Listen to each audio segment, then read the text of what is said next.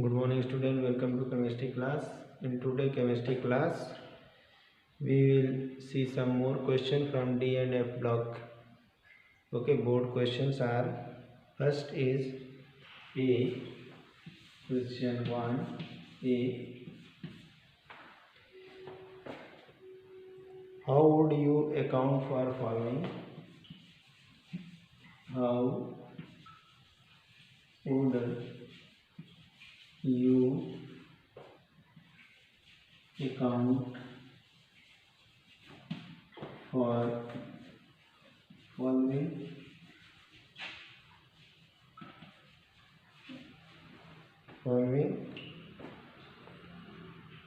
First,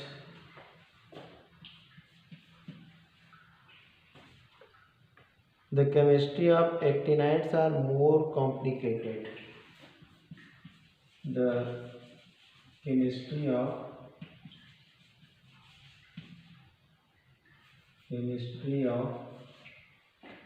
actinides are more complicated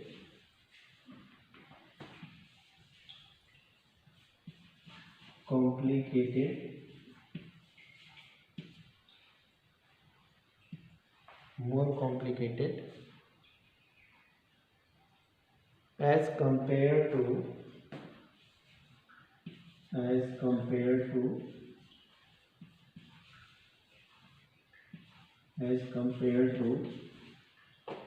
lanthanides.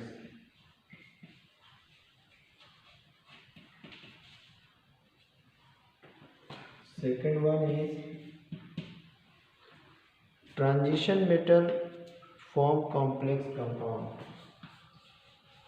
Transition metal forms complex compound.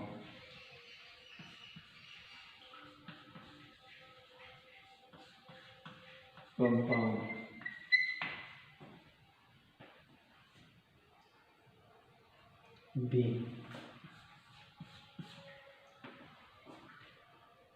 Complete the following equation. Complete the following equation.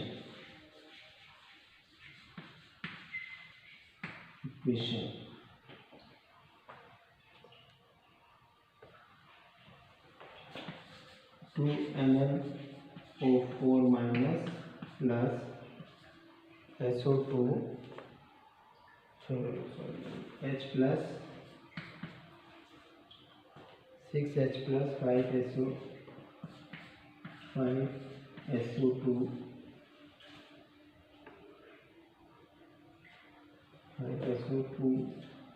3 minus 2. Okay, तो ये है 3 marks के question. पहले question के 2 part है। Chemistry of actinides are more complicated as compare to lanthanides. क्यों जो chemistry lanthanides actinides की है मोर कॉम्प्लिकेटेड है देन लैंथेनाइड्स। और दूसरा क्वेश्चन है कि ट्रांजिशन मेटल कॉम्प्लेक्स कंपाउंड बनाते हैं क्यों। और तीसरा इसमें जो है इस रिएक्शन को कंप्लीट करना है। इस तरह से अब तक क्वेश्चन पूछे गए हैं और ये क्वेश्चन हमारा है 15 का। 2015 में ये क्वेश्चन पूछे गए। क्लियर है? चलिए अब नेक्स्ट इस क्वेश्चन का जवाब देख लेते हैं। क्या है? एक्टिनाइड्स में जो होते हैं ये तो रेडियो एक्टिव होते हैं। कॉम्प्लिकेटेड है मतलब कि कहने का मतलब है कि उनके बारे में ज़्यादा डेटा स्टडी प्रैक्टिकल के थ्रू नहीं कर सकते। कारण है कि जो सब्सटेंस रेडियो एक्टिव है उससे जिससे gamma beta alpha beta gamma rays निकल रही है तो हार्मफुल है। दूसरी बात यह है कि जिसकी लाइफ साइकिल या हाफ लाइफ बहुत कम है तो उसकी स्टडी तो कॉम्प्लिकेटेड होगी। ठीक है, ऐसा इसलिए है क्योंकि ये रेडियो एक्टिव है और सम एलिमेंट ऐसे हैं जिनकी हाफ लाइफ बहुत ही कम है। तो इसका आंसर क्या हो जाएगा? फर्स्ट, ए का फर्स्ट हो जाएगा, due to being radio active,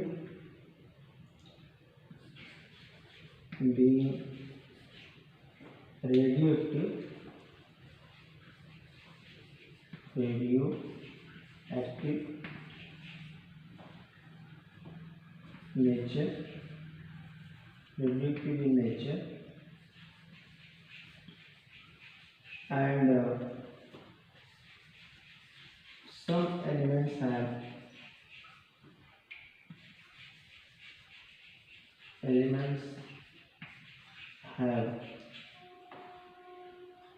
very short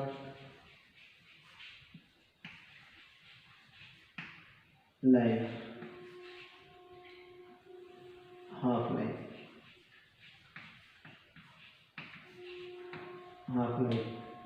ठीक है।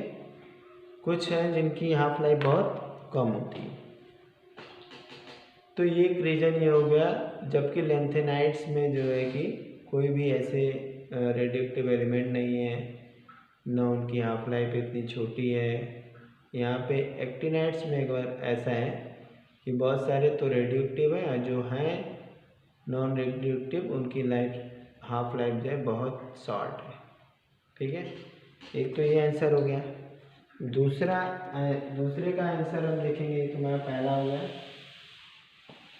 दूसरा हमारा ट्रांजिशन मेटल जो है कि कॉम्प्लेक्स कंपाउंड बनाते हैं, तो उसके पीछे जो है सेकंड, ए का second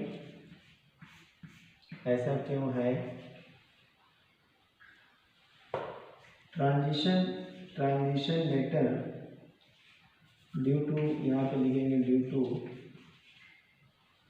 smaller size, due to smaller size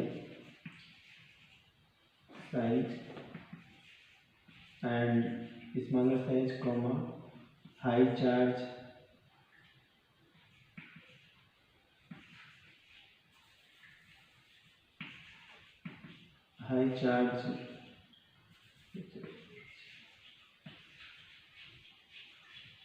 charge density and having vacuum d orbital,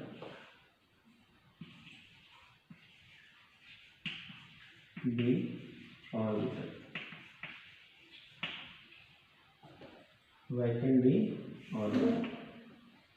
high charge density होने की वजह से और स्मॉलर साइज होने की वजह से ये जो होते हैं, ठीक है।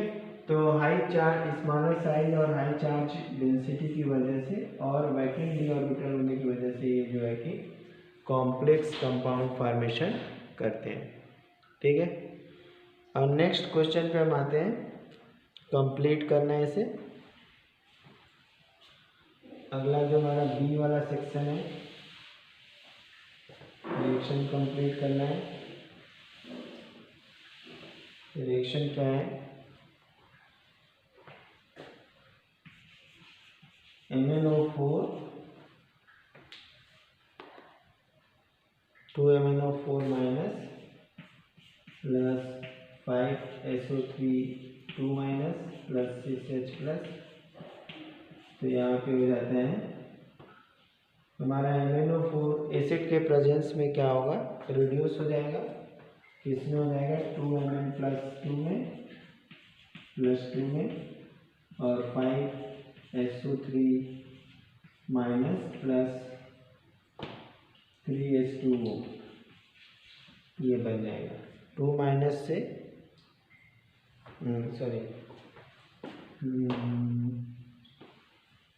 SO4 माइनस 2 सल्फेट बन जाएगा।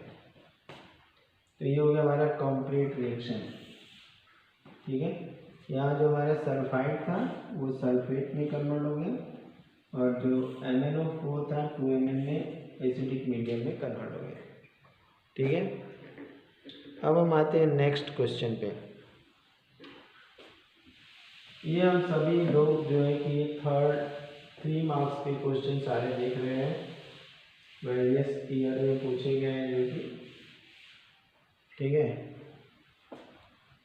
नेक्स्ट एक्सप्लेन द फॉलोइंग, अगला question number 2, explain the following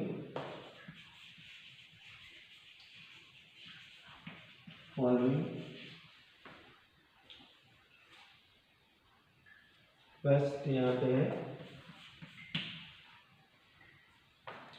the transition element have great tendency to form. Transition elements have great tendency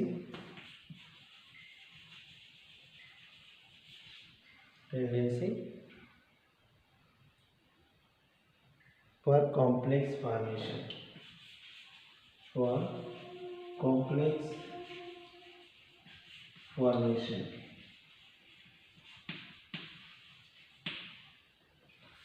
second one यहाँ पे है जो, there is a gradual decrease in atomic size of transition element, there is a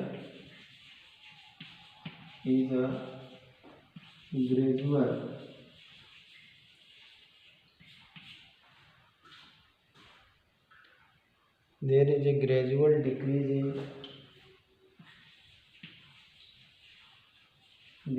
in atomic size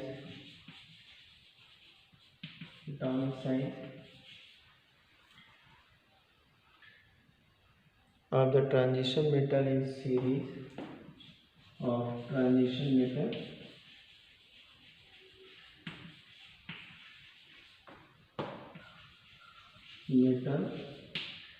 in a series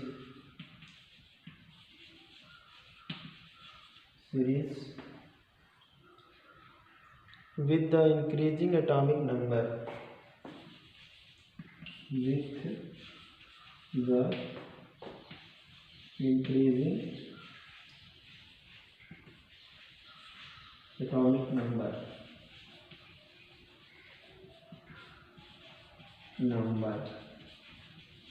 and third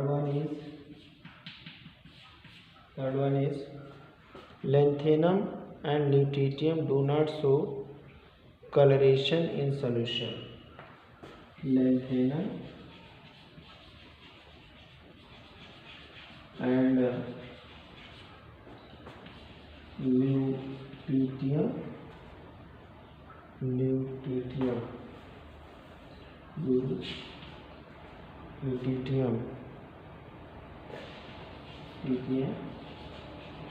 do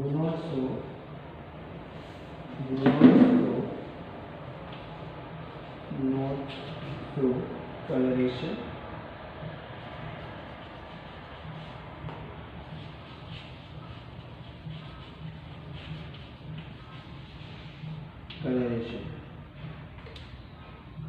ये question अलग अलग year में देखा जाए तो ये क्वेश्चन है 2010 का और इसमें से ये जो पोर्शन है 2017 में भी आया है, ठीक है, बाकी तो 2010 में आया ही है। अब ये क्वेश्चन क्या कह रहा है, क्या इसमें हो रहा है। पहला क्वेश्चन कह रहा है कि ट्रांजिशन एलिमेंट है great tendency for complex formation. तो अभी हमने थोड़ी देर पहले सेम यही क्वेश्चन था दूसरी तरह से कि transition metal form complex compound, अभी थोड़ी देर पहले। तो वही चीज़ यहाँ पे कि ट्रांजिशन मेटल में टेंडेंसी होती है कॉम्प्लेक्स फॉर्मेशन के लिए। तो चूँकि अभी हम लोगों ने डिस्कस किया, फिर भी एक बार बता दे रहे हैं, उसको नोट कर लीजिए। पहला तो है साइज का छोटा होना, वेरी स्मॉल साइज का होना। दूसरा हमारा हो गया जो है कि चार्ज डेंसिटी का ज़्यादा होना, हाई चार्ज होना। तीसरा हमारा हो गया वैकेंट डी ऑर्बिटल का अवेलेबल होना। 3 ये फैक्टर हैं जिसके कारण कॉम्प्लेक्स फॉर्मेशन होते हैं। 3 फैक्टर हैं जिसके कारण कॉम्प्लेक्स फॉर्मेशन होते हैं, ठीक है। ऐसे 3 कारण हैं जिसके कारण कॉम्प्लेक्स फॉर्मेशन होते हैं। ठीक है, नेक्स्ट इसमें है कि there is a gradual decrease in atomic size of that. किसी भी सीरीज में धीरे धीरे एटॉमिक साइज घटती जाती है, ऐसा क्यों होता है? ठीक है, धीरे धीरे साइज कम होती जाती है तो उसका कारण क्या होता है? उसका कारण ये होता है कि ग्रेजुअली जो है चार्ज डेंसिटी बढ़ती जाती है। ग्रेजुअली क्या होती है? चार्ज डेंसिटी बढ़ती जाती है। न्यूक्लियर चार्ज या इफेक्टिव न्यूक्लियर चार्ज धीरे धीरे बढ़ने लगता है, तो जिसकी वजह से धीरे धीरे साइज जो है कि क्या होती है? डिक्रीज करती है। ठीक है, अनपेयर्ड इलेक्ट्रॉन के कारण जो है कि शुरू में क्या होता है? बिगिनिंग में रिपल्शन होने लगता है। ठीक है, और ये रिपल्शन जो होता है बिटवीन पेयर्ड और अनपेयर्ड इलेक्ट्रॉन के बीच में, मिडिल सीरीज में हम जब जाते हैं, किसी भी सीरीज में जाएं, जैसे 3D सीरीज हो, 4D सीरीज हो, 5D सीरीज हो, तो हम जैसे जैसे बढ़ते जाते हैं तो जैसे जैसे नंबर ऑफ अनपेयर्ड इलेक्ट्रॉन बढ़ते जाते हैं वैसे वैसे रिपल्शन भी धीरे धीरे बढ़ता जाता है।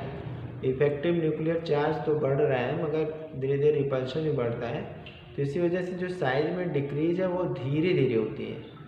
अगर इफेक्टिव न्यूक्लियर चार्ज बढ़ता और साइज जो है कि रिपल्सन कम होता तो साइज थोड़ा जल्दी जल्दी घट जाती, मगर यहाँ पे अनपेयर्ड इलेक्ट्रॉन के बीच में रिपल्सन होने की वजह से जब साइज क्या होती धीरे धीरे घटती है, जिस तरह से तेज़ी से घटना चाहिए जो हम पी ब्लॉक में देखते हैं वो यहाँ पे नहीं मिलता है।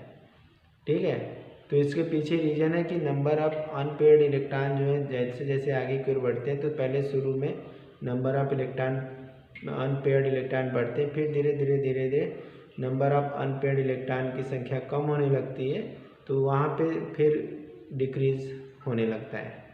तो ग्रेजुअल के पीछे रीज़न है रिपल्सन बिटवीन अनपेयर्ड इलेक्ट्रॉन, जो कि हम लोग जानते हैं कि ट्रांजिशन एलिमेंट में ये ज़्यादातर पैरामैग्नेटिक होते हैं, इनके पास अनपेयर्ड इलेक्ट्रॉन होते हैं। ठीक है, तो ये रीजन हो गया, देख लेते हैं। It is due to increase in effective nuclear charge gradually because unpaired electron increase the beginning repulsion. वही हमने बात बताई कि जो अनपेयर्ड इलेक्ट्रॉन होते हैं वो रिपल्शन करने शुरू कर देते हैं, और जब मिडिल ऑफ द सीरीज में जाते हैं तो मैक्सिमम अनपेयर्ड इलेक्ट्रॉन होते हैं, तो वहाँ पे रिपल्शन मैक्सिमम होता है। तो जो साइज डिक्रीज फास्ट होना चाहिए वो ग्रेजुअल हो जाता है। ठीक है, नेक्स्ट हम आते हैं, अगला क्वेश्चन है कि lanthanum and lutetium do not show colouration in the solution. यहाँ पे दिया कि ल्यूटेटियम कलरेशन, ये दोनों कलरेशन नहीं देते। तो बच्चों कलरेशन के लिए क्या रिस्पॉन्सिबल है, किसके कारण कलर आता है? कलर अनपेयर्ड इलेक्ट्रॉन के कारण आता है। अब वो इलेक्ट्रॉन जब ट्रांजिशन करता है लो एनर्जी लेवल से हाई एनर्जी लेवल में, और हाई एनर्जी लेवल से लो एनर्जी लेवल में जब ट्रांजिशन होता है तभी कलर आता है। अब जब क्वेश्चन खुद कह रहा है कि यहाँ कलरेशन नहीं होता है, इसका मतलब तो क्लियर है कि इसमें अनपेयर्ड इलेक्ट्रॉन नहीं है, सभी पेयर्ड इलेक्ट्रॉन है, तो इस वजह से यहाँ पे कलरेशन नहीं होता होगा। क्वेश्चन खुद ही बोल रहे हैं कि ल्यूटेटियम और lanthanum do not show colouration. तो कलरेशन के लिए तो जरूरी है ट्रांजिशन, और ट्रांजिशन के लिए जरूरी है अनपेयर्ड इलेक्ट्रॉन। तो चूंकि यहाँ पे कोई भी अनपेयर्ड इलेक्ट्रॉन नहीं है, तो इस वजह से यहाँ पे ये दोनों एलिमेंट क्या करते हैं, ये दोनों एलिमेंट जो है कि कोई भी कलर नहीं शो करते हैं। तो हमारा ये तीनों क्वेश्चन हो गया। पहले क्वेश्चन का जवाब एक बार फिर से सुन लीजिए कि ट्रांजिशन मेटल कॉम्प्लेक्स बनाते हैं तो उसके पीछे रीजन है उनकी स्मॉलर साइज, हाई चार्ज और अवेलेबिलिटी ऑफ डी ऑर्बिटल। दूसरा जो क्वेश्चन है कि किसी भी सीरीज में ग्रेजुअल डिक्रीज इन साइज होता है, जबकि हम लोग को बताया जाता है कि किसी भी पीरियड में लेफ्ट टू राइट जाते हैं तो साइज घटती जाती है। अब यहाँ पे क्या होता है कि हम लोग जानते हैं कि ट्रांजिशन मेटल में इलेक्ट्रॉन जो होता है पेनल्टीमेट सेल में जाता है। पेनल्टीमेट सेल का मतलब हो गया कि जैसे बाहर वाली सेल है, ये बाहर वाली सेल है तो आउटर सेल होगी। अब इसको पेनल्टीमेट कहते हैं, इसको एंटी पेनल्टीमेट कहते हैं। अब ये चूंकि इलेक्ट्रॉन इसके अंदर नहीं जाता है, बाहर वाले सेल में अंदर वाले सेल में जाता है, तो इनके बीच में रिपल्शन होने लगता है। तो अब जिस तरह से साइज घटना चाहिए वो घटता नहीं है। तो gradual in decrease in size के पीछे है इफेक्टिव न्यूक्लियर चार्ज का बढ़ना, और मिडिल में जाते जाते जो है रिपल्सन का बढ़ना ग्रेजुअल डिक्रीज इन साइज के लिए रिस्पॉन्सिबल होता है। और लेंथेनम और ल्यूटिटियम कलर नहीं देते हैं, तो कलर ना देने के पीछे कारण है क्या? कलर ना देने के पीछे कारण है अनपेयर्ड इलेक्ट्रॉन का ना होना। अगर कोई भी कलर दे रहा है तो इसका मतलब वहाँ ट्रांजिशन हो रहा है, चाहे वो डी ट्रांजिशन हो रहा है, चाहे एफ ट्रांजिशन हो रहा है, ठीक है, चाहे वो किसी भी प्रकार का ट्रांजिशन हो रहा है, बिना ट्रांजिशन के कलर नहीं होने वाला है। और कलर होने के लिए अनपेयर्ड इलेक्ट्रॉन होना जरूरी है, ठीक है। तो ये हो गया हमारा क्वेश्चन। अब एक क्वेश्चन और देखते हैं। ऐसे ही क्वेश्चन रिपीट करते हुए मिलेंगे जो हम लोगों ने पीछे सॉल्व कर लिया है, तो हमें बस डिस्कशन कर लेना है, ठीक है। नेक्स्ट हमारा 2011 का क्वेश्चन है, complete the following chemical reaction. A question ये 2011 का है पूरा question. Complete the following chemical reaction,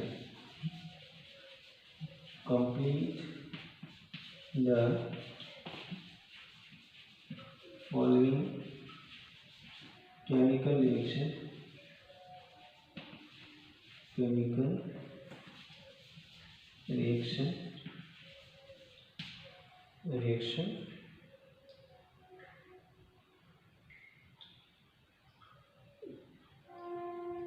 in aqueous complete the following chemical equation for a reaction in aqueous medium,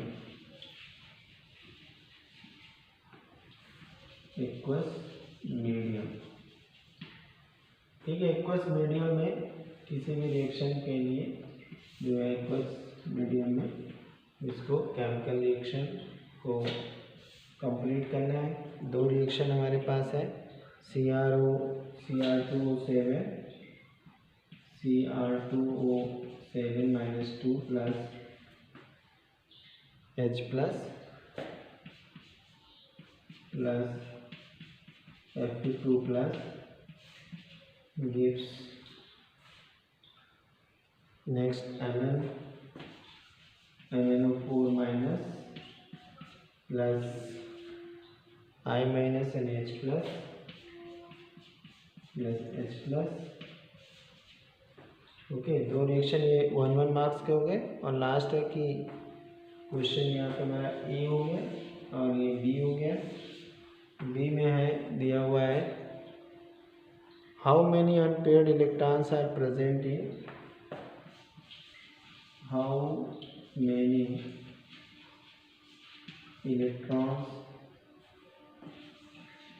electrons are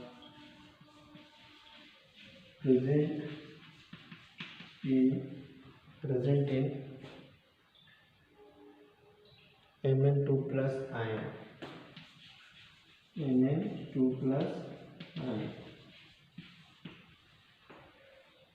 ठीक है। इक्वेशन कंप्लीट करना है तो एक मार्क्स का ये हो गया और 1 मार्क्स का ये हो गया। तो हमें इस इक्वेशन को कंप्लीट करना है। तो अब तक हम लोग जो क्वेश्चन देखते आ रहे हैं कि 3 मार्क्स में एटलीस्ट 1 या 2 हमारे क्वेश्चन ऐसे होंगे जिनमें जो है कि इक्वेशन कंप्लीट करना होगा, ठीक है।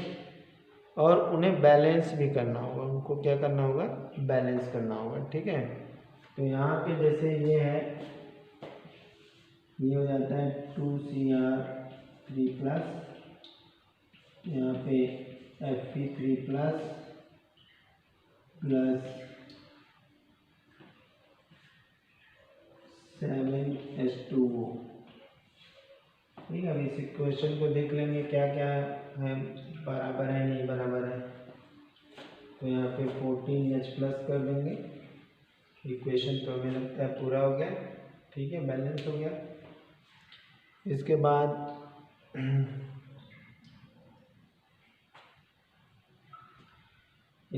हम जो है कि नेक्स्ट इसको Mn2 plus I2 plus H2O। ठीक है, अब इसको बैलेंस करना होगा। ठीक है, बैलेंस करेंगे हो जाएगा ये 2 plus 10 plus 16, here is 2, here is 5, here is 8। ठीक है, अब इसको हम 2 से डिवाइड करके भी लिख देंगे तो भी हो जाएगा। तो इस तरह से हमने जो है कि इक्वेशन बैलेंस कर लिया। कुछ करना नहीं है। क्रोमियम एसिडिक मीडियम ध्यान में रखना है, एसिडिक मीडियम है, एसिडिक मीडियम। एसिडिक मीडियम में चाहे क्रोमेट आयन है ये, जो कि क्रोमियम +3 में कन्वर्ट हो रहा है।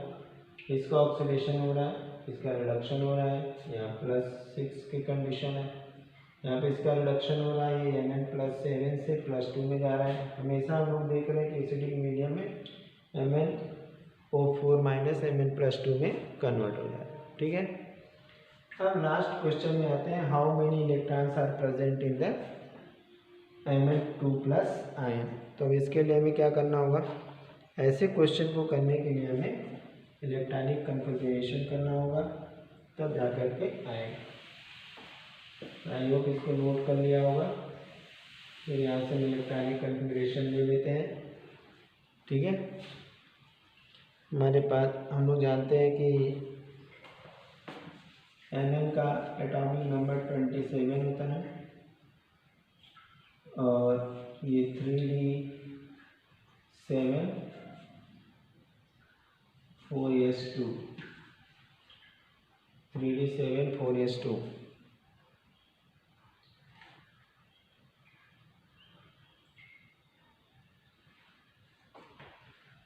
(3d5 4s2) 3d5 4s2 ये 25। ठीक है, अब इसको यहाँ पे अनपेयर्ड इलेक्ट्रॉन 5 है, अनपेयर्ड इलेक्ट्रॉन 5 है। और अगर यहाँ पे हम Mn2+ कर दे तो ये 3d5 4s0, यहाँ पे अनपेयर्ड इलेक्ट्रॉन हो जाएगा इलेक्ट्रॉन 5। तो यहाँ पे अनपेयर्ड इलेक्ट्रॉन हो गए 5। ठीक है, चलिए अब फटाफट एक क्वेश्चन और देख लेते हैं हम लोग। 1 मार्क्स 2 मार्क्स में 3 मार्क्स के सारे क्वेश्चन कंप्लीट हो गए। ओके, अब हम जो है कि 1 मार्क्स के क्वेश्चन 1 मार्क्स के क्वेश्चन देखेंगे। Okay, ionization enthalpies of CePr and D are higher than the thorium PaUy। तो अगला F ब्लॉक से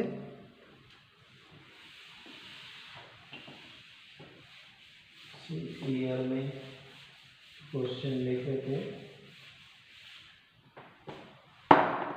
अगला क्वेश्चन हम किसी ईयर से ले लेते हैं। क्वेश्चन हमारा है write the similarity and difference between chemistry. Question है राइट द सिमिलरिटी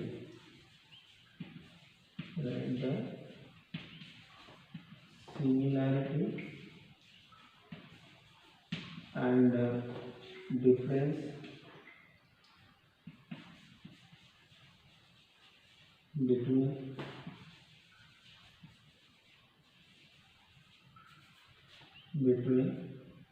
lengthenoids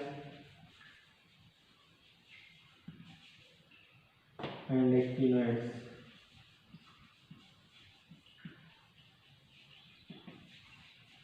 ठीक है, लेंथेनाइड्स और एक्टिनाइड में सिमिलरिटी बतानी है। ऑल इंडिया 2013 का क्वेश्चन है। ठीक है, तो इसको क्या इसमें सिमिलरिटी है, क्या इसमें डिसिमिलरिटी है, इसको आप करके आएंगे क्वेश्चन, फिर कल हम इसको डिटेल में डिस्कस करेंगे। Thank you, have a nice day.